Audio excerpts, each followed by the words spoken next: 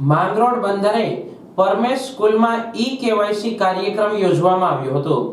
જેમાં માંગરોળ શહેરના 1 થી 9 વોર્ડના તમામ નાગરિકોના રેશન કાર્ડમાં સરકારશ્રીની સૂચના મુજબ ઈ-કેવાયસી કરાવવું ફરજિયાત છે। રેશન કાર્ડ ધારકોએ કેવાયસી કરવાથી સરકારશ્રીની 14 થી પણ વધારે સરકારી યોજનામાં કાર્ડ ધારકે અલગ-અલગ યોજનામાં અલગ-અલગ ઈ-કેવાયસી ન કરાવવું પડે તે માટે ઓટોમેટિક એક જ ડોક્યુમેન્ટ દ્વારા ઈ-કેવાયસી કરવાથી તમામ યોજનામાં થઈ જવાથી સરકારી કોઈ પણ યોજનામાં કાર્ડ ધારકનું નામ ના અટકે માટે સરકાર દ્વારા કામગીરી હાથ ધરવામાં આવી છે। આજ રોજ બંદર પ્રાથમિક શાળા મુકામે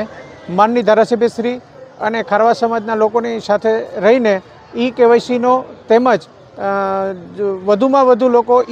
ફાર્માનો તેમજ આધાર કાર્ડ વિશે જે કાંઈ ક્વેરી હોય એ સોલ્વ કરવા માટે આજરોજ એક કેમ્પનું આયોજન કરવામાં આવેલ છે, જેમાં બધા લોકોનો ખૂબ જ સહકાર છે ને વધુમાં વધુ બહોળી પ્રમાણમાં લોકો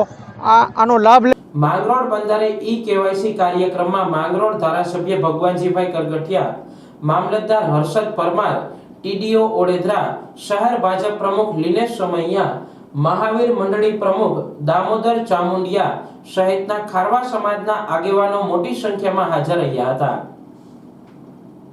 આજ રોજ ગુજરાત સરકાર દ્વારા જે આધાર કાર્ડનું કેવીસી કરવાનું, પાન કાર્ડનું કેવીસી કરવાનું અને અન્ય ડોક્યુમેન્ટના કેવીસી કરવા માટેનો એક કેમ્પ માંગરોળ બંદર ઉપર ખારવા સમાજને જ્યાં બહોળા પ્રમાણમાં વસ્તી છે ત્યાં આજે રાખવામાં આવેલો છે, જેથી અહીંયાથી નગરપાલિકા અથવા તાલુકા પંચાયત કે મામલતદાર કચેરી જવાનું 5 કિલોમીટર દૂર થાય